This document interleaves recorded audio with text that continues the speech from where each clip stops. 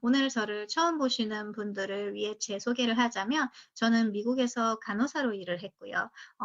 지금 한국에서는 인공지능 회사의 팀장으로 일을 하고 있습니다. 지난주에는 MBC 공중파에 뒤통수 찬조 출연을 하였고 피곤한 얼굴 출연 그리고 손 출연을 했죠. 전상풀 사장님께서 이제 가장 많이 출연을 하셨고요. 아무래도 이제 인공지능 쪽과 코로나 쪽 둘 다 같은 필드에 있어 가지고 요새 정말 많은 생각을 하면서 코로나와 인공지능 시대를 보고 있습니다. 오늘 제가 여러분들과 함께 이야기를 나누고 싶은 것은요. 코로나 사피엔스이라는 책입니다. 예전에 포노 사피엔스라고 최재봉 님이 지은 책이 있었죠. 우리는 스마트폰을 항상 몸에 지니고 다니기 때문에 우리를 스마트폰에서 포노 사피엔스 세대다라고 불렸는데요. 이제는 저희가 코로나와 함께 사는 세대이기 때문에 코로나 사피엔스다라고 얘기를 합니다.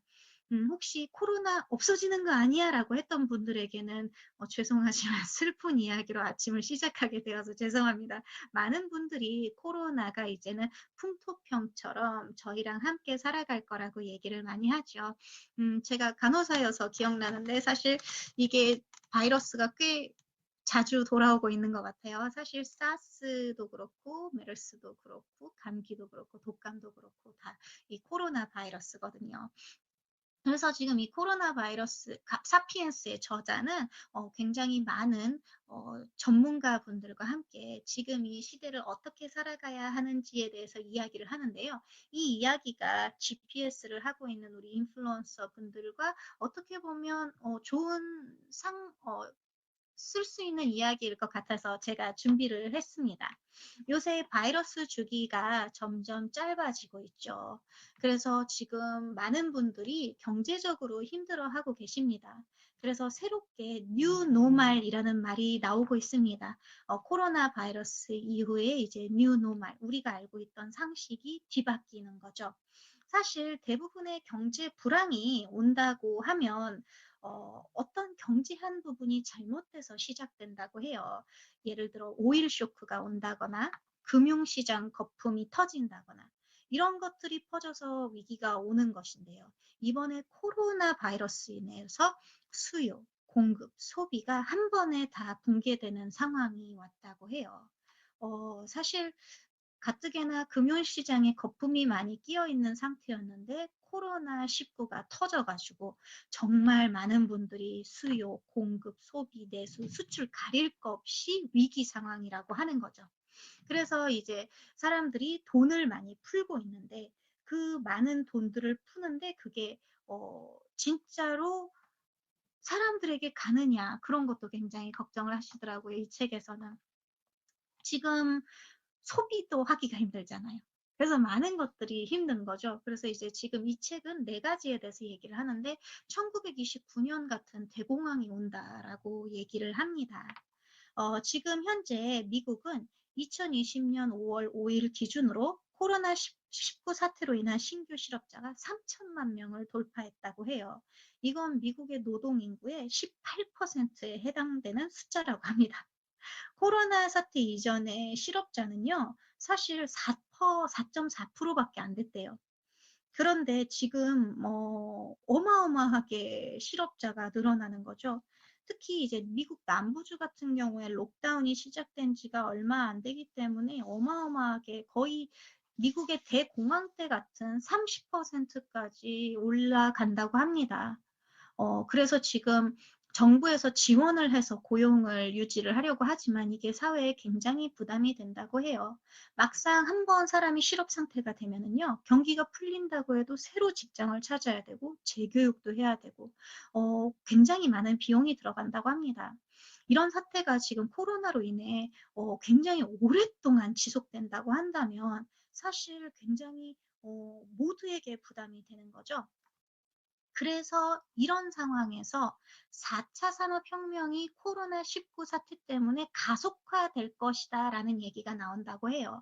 인류의 생활 공간이 온라인에서 그러니까 온라인 디지털 플랫폼으로 옮겨가는 거죠. 요새 그래서 언택트, 비대면이라는 말을 굉장히 많이 하는 겁니다. 새로운 경제가 나타나는 거죠. 바이러스 전파를 차단하는 방안과도 일치하는 거예요. 코로나19에 같은 바이러스 대창궐이 일어나는 상태더라도 생존할 수 있는 길을 비대면으로 여는 거죠. 이번에 저희가 코로나19를 통해서 사람들의 생각이 완전히 바뀌어가는 것을 느껴요. 사실 그 디지털 플랫폼이라는 이 단어가 나온 지는 꽤 되었는데 지금까지는 사람들이 그 플랫폼 중심으로 전향을 한다더라라고는 얘기는 하지만 막 밀려서 가지는 않았거든요. 그런데 이번에 이 코로나19로 인해 그냥 디지털 플랫폼 중심으로 막 미친 듯이 전환이 되고 있는 거죠. 그래서 사람들이 변화해야 된다는 것을 느끼는 거예요. 세계 1위부터 100위까지의 기업을 보면 요새 굉장히 플랫폼 기업들이 많이 올라가고 있어요. 근데 참 안타까운 게 뭐냐라고 얘기를 한다면 이 책의 저자는 사실 우리 그 세계 100대 디지털 벤처가 우리나라에만 오면 절반 이상이 불법이라고 합니다. 그래서 규제 공화국이라고 이야기를 한대요. 우버도 그렇고 에어비앤비도 그렇지만 규제가 굉장히 많죠. 그래서 사람들이 우리나라 사람들이 사실 생각보다 이렇게 4차 산업에 많이 익숙하지가 않은 거예요. 여러분들이 지금 많은 변화에 익숙하지 않은 사람들이 많은 것은 어떻게 보면 당연한 거일 수도 있어요. 왜냐하면 저희는 과거에 보호에 초점을 맞추고 있거든요. 우리나라 같은 경우는요, 기존 일자리에 위협이 되면 규제 대상이 된다고 해요. 그러니까 세계는 엄청나게 빠르게 변화해 가고 있는데 우리나라 사람들은 멈춰 있는 거죠. 사실 그런데 이번에 코로나를 맞닥뜨려 보니까 디지털 문명에 익숙해져야지만 살아남는다는 것을 사람들이 깨닫고 있는 거예요. 예를 한번 들어볼까요? 똑같은 반찬 가게 사장님이 이번에 코로나19를 맞았을 때 식당을 하는 사장님이 디지털에 전혀 관련이 없던 분들은 문 닫았어요. 진짜 장난 아니거든요. 그런데 온라인 쇼핑몰을 운영하고 SNS 마케팅을 하셨다가 배달의 민족 같이 배달 서비스도 했다면 야, 이번에 어마어마하게 호황을 누렸다고 해요. 그러니까 이번에 코로나19를 느끼면서 우리가 다 느껴지는 것이 무엇이냐면 디지털 문명에 대한 적응력을 높여야 되는구나. 그리고 문명에 대한 그 디지털 문명에 대한 적응력만 높이는 게 아니라 사실 그 안에서 무언가를 해야 하는 거죠. 코로나19 이후에는 소위 팡이라고 하는 AAFANG, 그러니까 페이스북, 아마존, 넷플릭스, 구글의 지배력이 더 강화될 것이라고 얘기를 해요. 사실 그 회사들은 어떤 회사들이죠? 멤버십을 가지고 있는 회사들이죠. 그러니까 많은 플랫폼 회사라고 합니다. 우리는 이러한 회사들처럼요. 바이러스가 다시 오더라도 생존할 수 있는 길을 찾아놔야 된다고 얘기를 합니다. 어떤 선택을 할 것이냐고 계속 이 책의 저자는 물어보고 있어요. 받아들이지 않으면 죽는다라고 얘기를 하고 있거든요. 그런데 많은 분들이 제가 지금 이 책 얘기를 하니까 좀 나이가 있으신 분들은 화를 내세요. 뭐 어쩌라는 거냐. 나 핸드폰도 문자 겨우 보낸다. 카톡 이제 겨우 체크한다. 이제 유튜브 거의 이제 본다. 나보고 어떻게 하라는 거냐라고 얘기를 한다면 저는 이때 이 책의 저자의 그 바이러스 코로나와 4차 산업 이런 디지털 문명으로 막 내몰리는 얘기를 하니까 갑자기 그 생각이 나더라고요. 혹시 전족이라는 문화를 아십니까? 그 여자 이렇게 발 꽁꽁 이렇게 해서 거의 일해야 되는 발을 이렇게 해가지고 조그맣게 만들던 그 발 있잖아요. 전족. 그 마지막 공장이 혹시 1990년도에 없어졌다는 거 아세요? 정말 대단하지 않나요? 1930년도까지 전족이 자행됐다고 합니다. 사실 1000년을 이어온 역사이기 때문에 갑자기 전족을 하지 않는다는 건 사실 말도 안 되는 일이었던 것 같아요. 그런데 깨어있던 분들은 세상이 바뀌기 때문에 자신의 딸을 전족을 시키지 않았거든요, 아빠들이. 어마어마한 반대에 부딪혔지만 결국에는 변화를 했다는 말이죠. 지금 여러분들은 코로나19와 부딪혀서 비대면의 세상을 살아가는데 그 안에서 무언가 변화하지 않으면 그 전족을 1000년을 이어왔다고 해도 만약에 세상이 바뀐다면 이거 하면 안 되거든요. 그런 것과 같이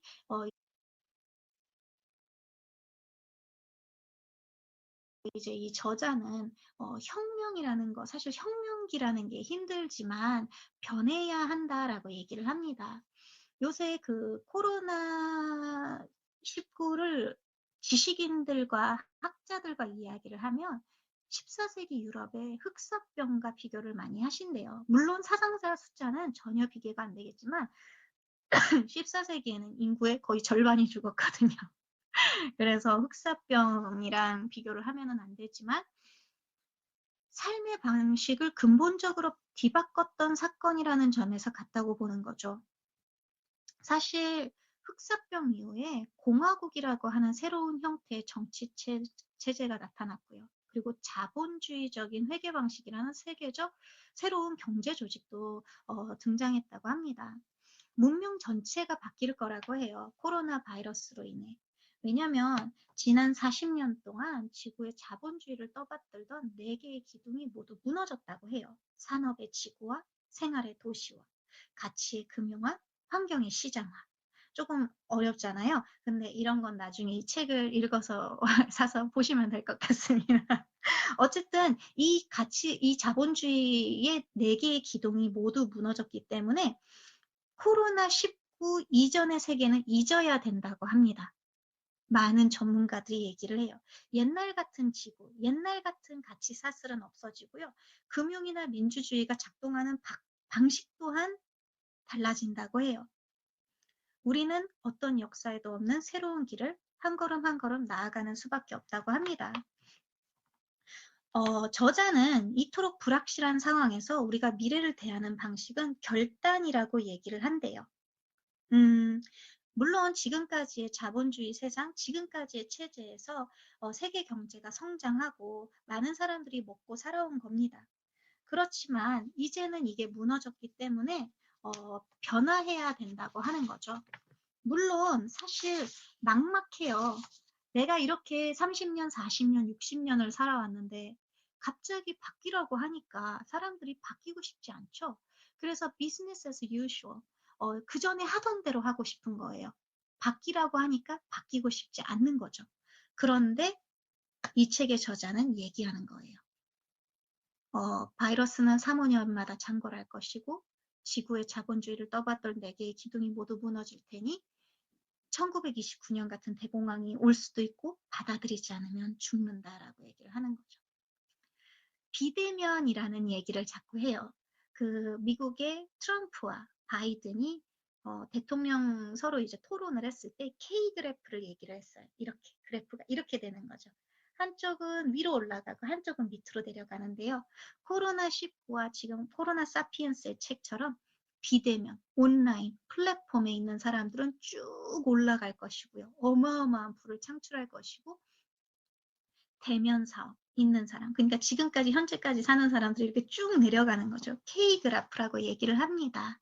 사실 지금까지 저희가 컴퓨터 생태계, 모바일 생태계를 살아왔고 이제 비대면 생태계를 살아간다면 이 비대면 생태계에서 GPS는 제2의 뭐였죠? 페이스북, 아마존, 넷플릭스, 그리고 구글 같은 회사가 되려고 하는데 그 안에 내 것을 가질 수 있으니 사실 이러한 세상 속에 우리가 이러한 일을 해야 되는 건 너무 당연하지 않을까요?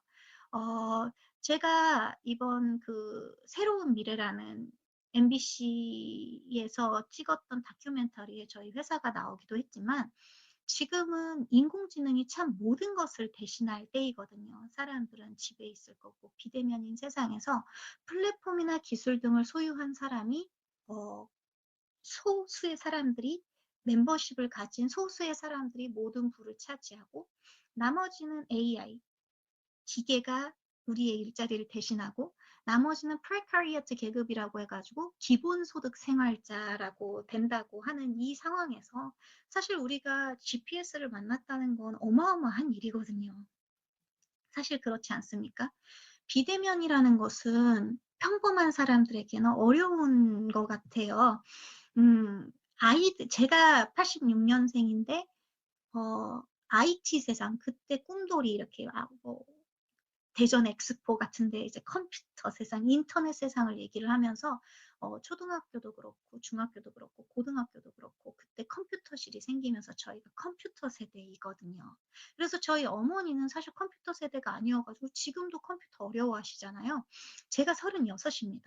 이제 AI 비대면 가상현실 세상이라고 해가지고 2024년도까지 모든 초등학교, 중학교, 고등학교에 그런 과학실이 생긴다면 사실 그런 아이들을 제외하고 나머지 지금 20대, 30대, 40대, 50대, 60대는 앞으로 30년을 어떻게 살아가야 되는지 막막해요. 이 비대면이라는 세상이 굉장히 차가울 것 같거든요. 그런데 GPS는 평범한 사람들이 평범한 일을 조금씩 해서 서로 네트워크처럼 연결이 돼서 굉장히 많은 멤버십의 자산을 가질 수 있게 하는 일이거든요. 정말 대단한 일이라고 생각을 해요. 아, 그래서 제가 이 코로나 사피엔스라는 책을 읽으면서 앞으로 우리가 정말 새로운 세상을 살겠구나. 그렇다면 나는 펠카리아트라는 계급으로 살아가고 싶지 않다라는 생각을 하게 되었습니다. 여러분들은 어떠세요? 똑같은 K그래프가 있다면 위로 올라가시는 길을 선택하시겠어요? 아니면 밑으로 내려가는 길을 선택하시겠어요? 제 생각에는 올라가는 게 낫지 않겠습니까? 어차피 둘 다 고통스럽다면 미끄러져 내려가는 고통보다는 위로 올라가는 고통이 저는 훨씬 더 괜찮다고 생각합니다. 왜냐하면 위로 올라가는 고통은 보람을 느낄 테지만 밑으로 내려가는 고통은 좌절스러울 뿐이거든요. 저희는 새로운 기회 앞에 있습니다. 새로운 미래는 불확실하지만 사실 기회로 가득 찬 세상이라고 생각을 합니다. 코로나로 인해 억만장자들은 더 돈을 벌고 사실 비대면에 있는 사람들은 어마어마한 부를 창출한다고 합니다. 4차 산업이라는 단어가 나온 지 한 5년 정도 되었네요. 새로운 세상입니다. GPS라는 기회를 만났고 이 새로운 세상 속에 멤버십 자산을 많이 많이 만드시기를 바라면서 오늘도 액션하는 하루 되시기 바랍니다. 감사합니다.